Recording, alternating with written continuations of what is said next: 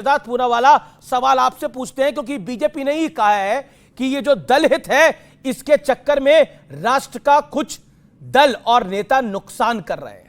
सबसे पहले अमीश जी, मैं आपका धन्यवाद देना चाहता हूं। आपने मुझे इस पैनल पर बुलाया और इस पैनल पर वो व्यक्ति हमारे साथ है जिसने कारगिल के युद्ध में अपने इन्हीं हाथों से एक नहीं अनेकों पाकिस्तानी घुसपैठे और आतंकवादियों को मौत के घाट उतारा। तो मैं सबसे पहले इनका पैर छूकर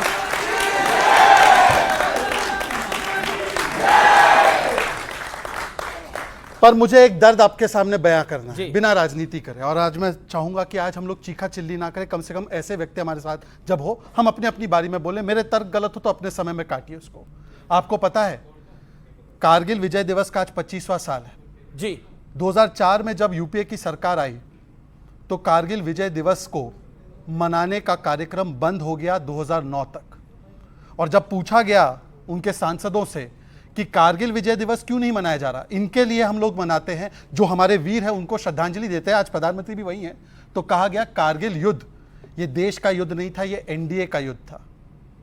ये देश का युद्ध नहीं था, ये एनडीए का युद्ध था। आज वही दिन पर चन्नी के स्टेटमेंट आए हैं कि अमृतपाल सिंह जो भारत के टुकड़े टुकड़े करना चाहता है उसके पक्ष में बयान दिए जाते हैं। जयराम रमेश कहते हैं पर्सनल बयान है, पर दिग्विजय सिंह का बयान आपने सुना। मणिकम टगोर कांग्रेस के नेता, राजा वड़िंग जो पंजाब के कांग्रेस के अध्यक्ष है, वो कहते हैं इनका बयान बिल्कुल सही है। और प्रियंका वाड्रा ने जो अभी हमला हुआ है इजराइल पर, हमास ने जो हमला किया उसके ऊपर एक शब्द नहीं बोला, पर जिस इजराइल ने हमें इस युद्ध में, कारगिल के युद्ध में समर्थन दिया है उसको बारबैरिक कह दिया। इसका मतलब समझ जाइए कि वोट बैंक नीति कैसे राष्ट्र नीति और राष्ट्रीय सुरक्षा पर हावी होती है, इसका आपको प्रमाण यहां पर मिलता है। और उसके अलावा बाकी कुछ नहीं कहना चाहता हूं मैं आपको केवल एक आखिरी बात कहना चाहता हूं। यह सुनिए, यह बयान है एसपी के एक नेता का। अगर याकूब मेमन की जमानत हो गई होती तो शायद ये केस और अच्छा होता। इस तरफ चीजें चल रही है, बहुत डिबेट चल रही है देश के अंदर, तो हम लोगों ने समझा कि हम गवर्नर साहब से भी एक बात कहते हैं। याकूब मेमन की पैरवी करना, अफजल गुरु की पैरवी करना, कन्हैया कुमार ने नक्सलियों को शहीद बोला था, सुप्रिया शिनेत ने नक्सलियों को शहीद बोला था, परंतु इनको क्या बोला जाता है? सड़क का गुंडा। याद है कि नहीं, संदीप दीक्षित ने बोला था कि सेना के प्रमुख सड़क के गुंडे होते हैं। सर्जिकल स्ट्राइक होती है तो सबूत मांगे जाते हैं, खून की दलाली बोलते हैं। बालाकोट एयर स्ट्राइक होती है तो बोलते हैं कि चील कौवे मरे। इनके लिए सड़क का गुंडा वो है और आर्मी चीफ पाकिस्तान इनके लिए सोना मुंडा है। और इसीलिए मैं आज कह रहा हूं कारगिल विजय दिवस क्यों नहीं मनाया गया उसका जवाब दे, और याकूब मेमन को शहीद बताना, इसके ऊपर जवाब दे, अमृतपाल पर जवाब दे। अपनी टर्न पे जवाब देंगे, अपनी टर्न पे जवाब देंगे। मैं रुक करता हूं आपका अनुराग भदौरिया। देखिए, बड़े सारे आप पे आरोप लगे, लेकिन क्या आपको लगता है कि राष्ट्रहित पर भारी है दलहित की बीमारी, और ये जो बीमारी है ये तकलीफदायक है देश के लिए?